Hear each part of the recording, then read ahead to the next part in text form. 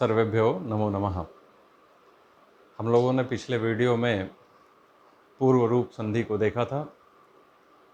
इस वीडियो में हम लोग पर रूप संधि को देखेंगे कि वास्तव में पूर्व रूप संधि के ठीक उल्टा है पर रूप संधि।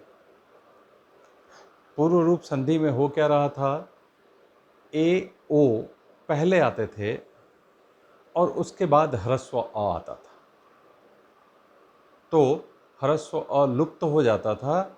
उसके स्थान पर जो पूर्व में आया हुआ ए ओ है वही दोनों के स्थान पर अवशिष्ट बचता था। पर रूप संधि में नाम के आधार पर ही अगर देखा जाए तो पर का जो रूप है, मतलब पर में जो आया हुआ, पर मतलब बाद में जो आया हुआ वर्ण है उसी का रूप अवशिष्ट बचता है। अब पर में कौन आएगा? वही ए और ओ। वो किसको हटाएगा? तो जिसको उसने पहले हटाया था, पूर्व रूप संधि में हटाया था, उसी बेचारे ए को इस बार भी हटाएगा। सिर्फ इतना ही है कि उस वक्त अ बाद में था, ए ओ पहले थे। इस बार क्या होगा, पर रूप संधि में क्या होगा, ए ओ बाद में रहेंगे और वो ह्रस्व अ आगे रहेगा। इस पर रूप संधि का जो प्रमुख सूत्र है वो सूत्र है इंगी पररूपम।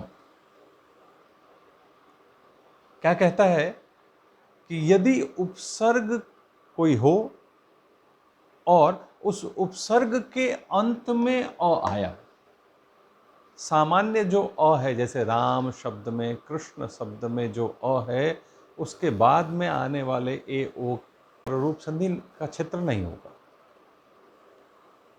पररूप संधि का क्षेत्र कहाँ होगा कि पूर्व में कोई उपसर्ग आया हो और उस उपसर्ग के अंत में हो अ, और इस अ के बाद ए या ओ हो, और वो ए या ओ कैसा हो, इसके लिए भी नियम है, इसके लिए भी क्राइटेरिया बना हुआ है कि वो धातु का हो। अर्थात किसी अवर्णांत उपसर्ग के बाद ऐसा धातु आए जिस धातु का प्रथम अक्षर ए या ओ हो, तभी पररूप संधि की प्रसक्ति होती है। यदि अ उपसर्गांत न हो या उसके बाद आने वाला ए या ओ धातु का प्रथम अक्षर न हो तो पररूप संधि की प्रसक्ति नहीं होती। उदाहरण हम लोग देख लेते हैं, जैसे प्र धन एजते। प्र उपसर्ग है, इस प्र उपसर्ग का अंतिम अक्षर है अ, और इस अ के बाद इणगतौ धातु का रूप है एजते। यह धातु का रूप हुआ और इसका प्रथम अक्षर हो गया ए। तो हमें दोनों क्राइटेरिया मिल गया हुआ है। उपसर्ग पहले मिला और उस उपसर्ग के अंत में अ मिला, और उस उपसर्गांत अ के बाद धातु का ए मिल गया। अतः यहां गुण संधि न होकर के पररूप संधि हो जाएगी। पररूप संधि होगी अर्थात पर का जो रूप है ए वही अवशिष्ट बचेगा और ये अ लुप्त हो जाएगा। तो जब हमारे पास ये स्थिति बनी कि यहाँ जो अ था वो अ अवशिष्ट, वो लुप्त हो गया, और बाद के धातु का ए जते का ए बचा हुआ है, जब हम दोनों को जोड़ेंगे, शब्दों को मिलाते चलेंगे, जो पूर्व के वीडियो में बात हुई थी, अझिन्नम परेन योज्यम, ये अच से हीन है। प और र दोनों संयुक्त हैं, दोनों में से किसी में अच नहीं है, स्वरवर्ण नहीं है। ये स्वरवर्ण को खोजते हुए आगे के वर्ण में जाकर के जुड़ जाएंगे, तो हमारा शब्द बनेगा प्रेजते। ऐसे ही ओ का उदाहरण अब हम लोग देखेंगे, उपधन ओषति। उपसर्ग है उप। उपसर्गों की सूची हमेशा ध्यान में रखनी चाहिए। प्र, परा, अप, सम, अनु, अव, निस, निर, दुस, दुर, वि, आंग, नि, अधि, अपि, अति, सु, उत, अभि, प्रति, एते प्रादया, यही उपसर्ग है। तो उप उपसर्ग है, इस उप उपसर्ग के अंत में आया अ,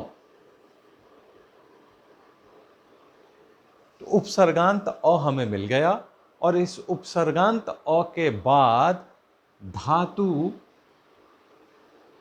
का ओ मिला, ओषति का ओ मिला, ये धातु रूप है, इसका प्रथम अक्षर ओ मिल गया। अब यहां गुण संधि की प्रसक्ति थी सामान्य रूप से, लेकिन गुण संधि को बात करके एंगी पर रूपम कहेगा कि देखो भाई, ये उपसर्ग है और इस उपसर्ग के अंत में अ है, इस उपसर्गांत अ के बाद हमें धातु का ओ मिला है, अतः यहां पर गुण संधि नहीं होगी, यहां पर पररूप संधि होगी, अर्थात ओ अवशिष्ट बचेगा और अ लुप्त हो जाएगा। अब हम जोड़ेंगे तो शब्द हमारा बनेगा उपोषति। यह हमारा पररूप संधि का मुख्य सूत्र हुआ। इसके अलावा एक वार्तिक है जो कुछ शब्दों में पररूप का विधान करता है। कंपीटिटिव एग्जाम्स के दृष्टिकोण से इनको जानना चाहिए। आप इस वार्तिक को याद रखें, शकंधवादिषु पररूपम वाच्यम, अर्थात शकंधु आदि शब्दों में पररूप माना जाना चाहिए या पररूप कहा जाना चाहिए। वास्तव में संस्कृत व्याकरण त्रिमुणी व्याकरण कहा जाता है।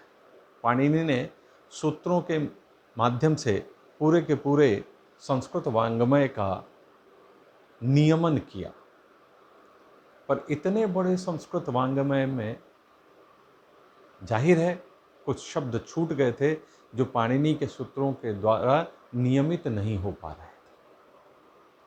तो महर्षि कात्यायन ने वार्तिकों के माध्यम से उन सूत्रों का नियमन किया, और जो पतंजलि तथा कात्यायन से छूट गए हैं उनको पाणिनि और कात्यायन से जो छूटे हुए हैं उनको महर्षि पतंजलि ने अपने महाभाष्य में समाहित करते हुए नियमन किया है।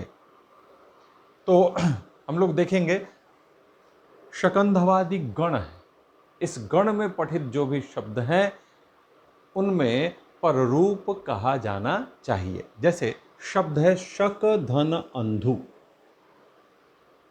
सामान्य नियम के अनुसार से यहां साफ साफ दृष्टिगोचर हो रहा है कि यहां दीर्घ संधि होनी चाहिए। अ और अ के बाद अ दोनों मिलकर के आ होना चाहिए, शब्द बनना चाहिए शकांधु।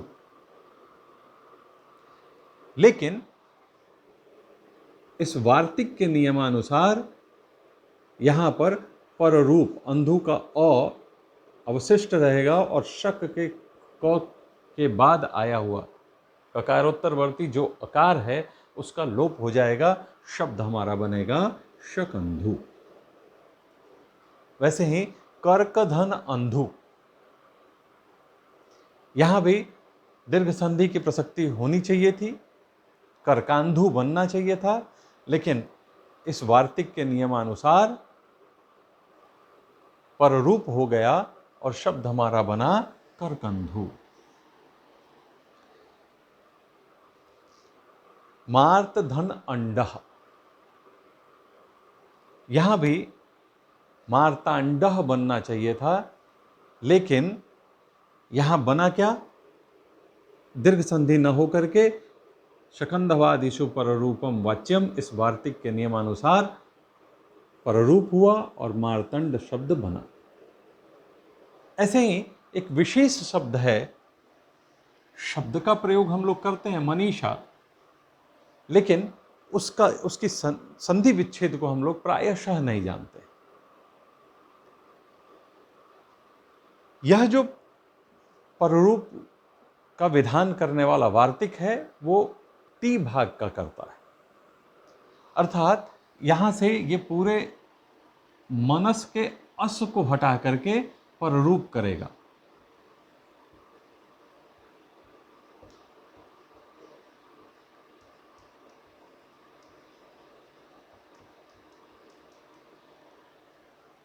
अब एक नई चीज है आपके लिए, विशेष रूप से आपको जानने की आवश्यकता नहीं है, फिर भी सामान्य रूप से आप जान लीजिए।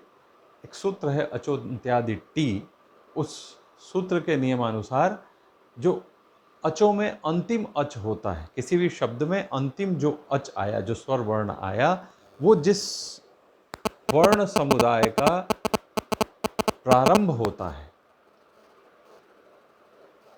उस पूरे के पूरे वर्ण समुदाय की टी संज्ञा होती है, और ये वार्तिक उस टी भाग का लोप करते हुए पररूप करता है और शब्द की सिद्धि होती है मनीषा।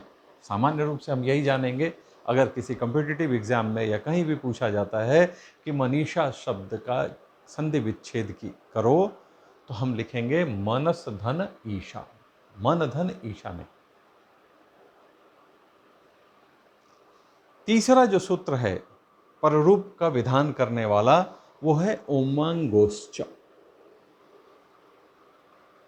ध्यान रखेंगे, मुख्य रूप से यही सूत्र है, इस सूत्र पे ही विशेष रूप से ध्यान दिया जाना चाहिए।